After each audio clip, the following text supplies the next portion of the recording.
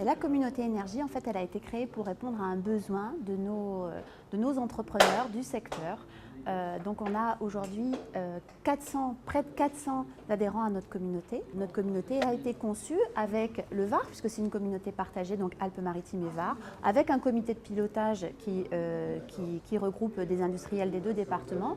Ça a été conçu comme étant une communauté fermée, c'est-à-dire destinée aux professionnels de l'énergie, que ce soit des professionnels privés ou publics. Et on a également de plus en plus, on sent une demande des gros consommateurs d'énergie qui sont là, qui sont en demande d'informations, d'expertise, etc.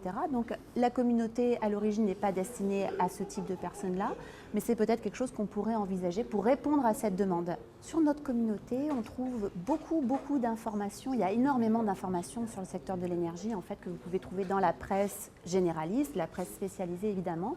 Donc nous, on relaye ça sur la communauté. On a aussi nos experts de la communauté qui relayent ces informations-là, qui postent des informations sur leurs entreprises.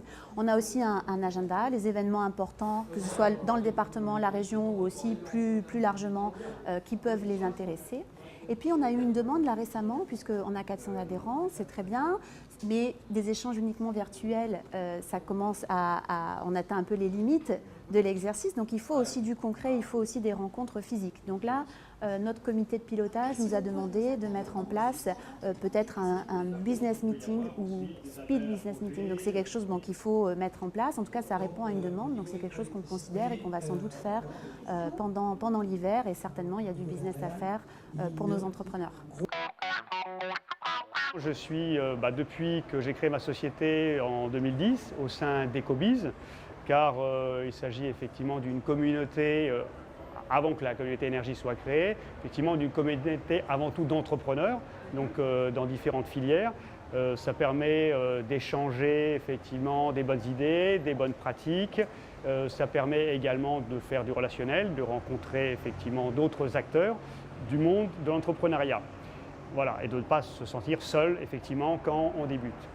Depuis que la communauté énergie a été créée, j'ai intégré cette communauté et effectivement je retrouve au sein de cette communauté un certain nombre d'articles, d'échanges, de forums donc sur l'énergie, c'est-à-dire sur mon domaine d'activité, auquel d'ailleurs j'essaye de contribuer dans le temps qui m'est possible. Pour y rédiger moi-même des articles, voilà. Donc c'est effectivement un échange global, soit d'articles de fond, soit réaction sur l'actualité.